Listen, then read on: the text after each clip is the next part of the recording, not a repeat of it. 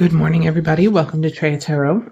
This is the collective reading for Friday. What is it, the 13th? Yes, it is Friday the 13th. Friday, December 13th to Sunday, December 15th, 2024. I'm going to be using the Wandering Moon Tarot today, mostly because I don't have any new decks yet to try out. I have quite a few, obviously, but I'm in the market for some new ones because I'm always looking to keep the channel sort of interesting. Make sure I have new images for you guys to look at. I will say this. The Schumann resonance has been really, really crazy the past 5 or so days, 5 or 6 days, something like that. And I'm definitely feeling it. So please forgive any, language related snafus or anything like that. Speech has been a little strange for me. Okay. So I'm going to cut the deck and we'll see what we have. If you like these readings, please subscribe and ring the notification bell. And you'll get notified whenever I upload something new. And if you want to comment, I love comments. So please, you're welcome. Okay. For this weekend, the High Priestess, the Knight of Pentacles. That's interesting. Whew, is that interesting? The Three of Cups, Three of Moons, and then the Seven of Wands. Oh, interesting. Okay, so there is a theme. There has been a theme for a while, but the High Priestess, the higher knowledge, the divine channel, intuition, but mostly that divine channel, followed by that Knight of Pentacles energy, that Knight of Stars, literally reads to me as wait for your synchronicities, wait for your information before moving. Before you make any decisions this weekend, as Mercury is going direct soon, I believe, but Mercury retrograde tends to come with it difficulties with decision-making and big purchases and technology and things like that. So before you make any decisions over this weekend, wait until you get your prompts. That's what that would say to me. That's the story that gets, that comes across immediately, that the High Priestess knowledge, that divine knowledge is what we're waiting for to make our move. The Three of Cups. The Three of Cups is such a conflicting card for me on a lot of levels because just like with other cards in the deck over the past 25 years I've been reading, sometimes their meaning is pleasant, but they show up to denote something difficult, even though their meaning is pleasant. And I mean, the Three of Cups is about celebration. It's about community. It definitely applies when it comes up to around the holidays because it's about being with your people. But it can also, like all threes, be about how we work with others and triangulation, which is how the Three of Cups seems to be coming up a lot recently. But by recently, I mean over the past 10 years. So the interesting thing about this Three of Cups is that dual connotation there, because it shows this sort of overcoming of a distraction process with that Seven of Wands, which is about valiance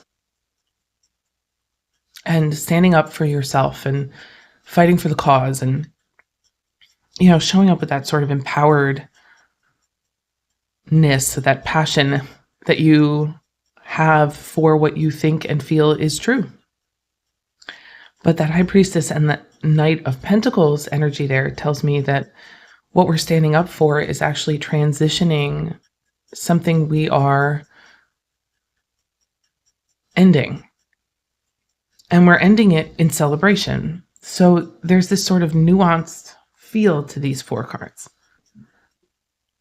There's the standing your ground, standing up for who you are. And then there's this, don't move until you know. Wait for your prompts, wait for your higher knowledge, wait for your higher self, whatever it is that gives you your messages, that gives you the signal that it's time to make your move. You're waiting for that. When you do, it seems to close out a chapter that is ready to be over, but it's also closing it out in a way that feels celebratory. Let's see, I'll have to overlap these a little. The Two of Stars, Two of Pentacles, success, Queen of Swords, new direction, Eight of Wands, fast forward movement, and then the Page of Cups towards fulfillment. What's interesting here is we're rushing towards thought, which I like. There's a lot of mental energy here. What I do really appreciate is all four suits are represented. Pentacles, Swords, Cups, and Wands. And what you have here is this sort of holistic, I want to say holistic shift, okay? Where a whole picture is changing. And that's the interesting part of the story. So if I'm going to read it on a practical level, for many of us, our relationships are shifting. And they're shifting because of some new information that we receive, either about ourselves or about the way we want to exist in the world. For others of us, it's our whole lives. It's not just our relationships. It's our entire sense of physical success and orientation, meaning, where we're working, what we're doing, what we value. And then it's also changing how we express ourselves and which direction we move in and how we feel about ourselves and what we know to be true internally in our minds, how we wield our mental power. And then there's the Wands aspect here, which is all about self-empowerment and quick change. So the interesting part is that Eight of Wands is pointed directly at that Page of Moons. So that Page of Cups right there at the end here. This here tells me that we're moving towards a very new beginning, in that even the idea is new.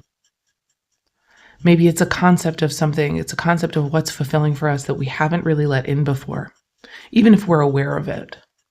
Or it's something totally new in that the page is always thinking about what would work, what would feel right, instead of what doesn't work and what needs to be let go of. So there's this kind of flip over here with that Page of Cups that feels very aspirational. And that's the thing that's different. So there's a choice here with the Two of Pentacles, moving into a new idea and an uncompromising mental state.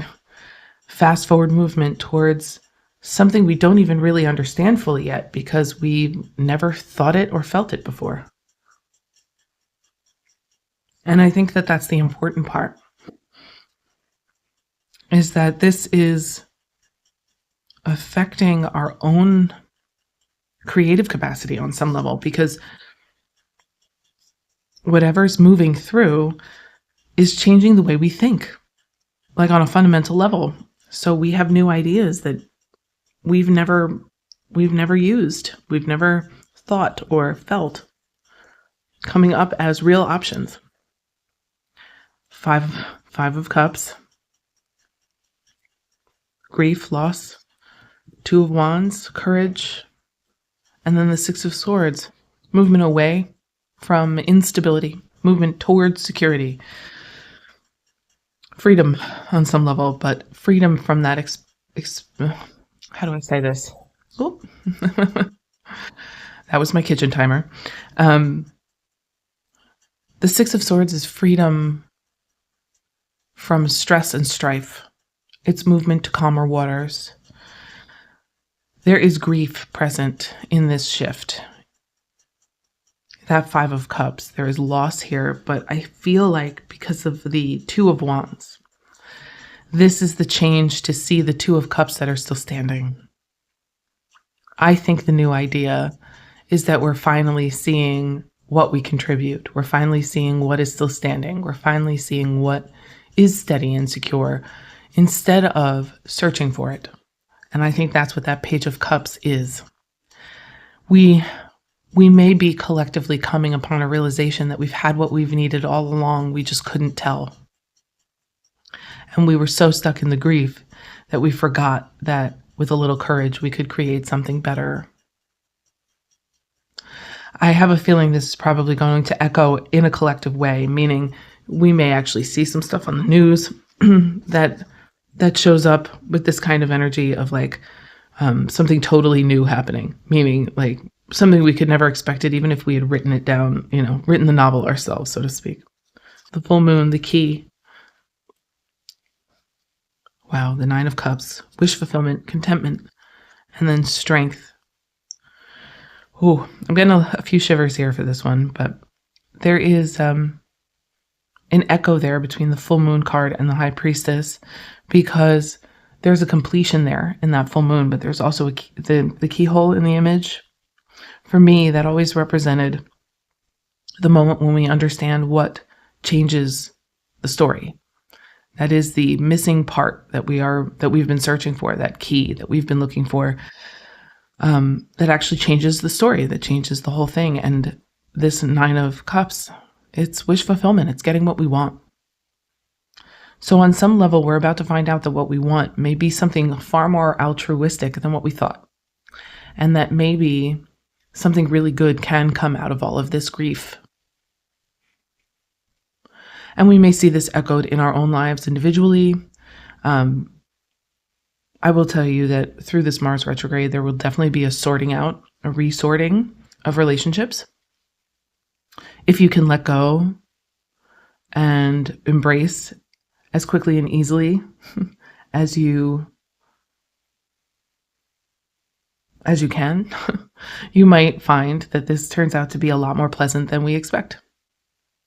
Although, the theme, that grief, that 5 of Cups, that the loss is present, but it may be that we're about to find out exactly how loss fits into our story and how it shaped us and how it gave us the tools we needed so that we could come together at some point and make this change happen out of goodness on some level, instead of through strife and pain. Even though there's been plenty of that, as we all know. But the strength at the end, I love that. The strength is the continuum. That's why I love this strength card. It's the infinity symbol. It's the continuum. It's all ends and begins indefinitely. So there's no real reason to fear any of it. Sometimes fear is a natural response, obviously, but the way we hold on to fear here as human beings, that's different. That's a suffering process, I think, that the strength card highlights, and it allows us to take hold of that and come from a higher perspective. And I think that's beautiful. So I'm going to leave it there. I hope everyone has a good weekend.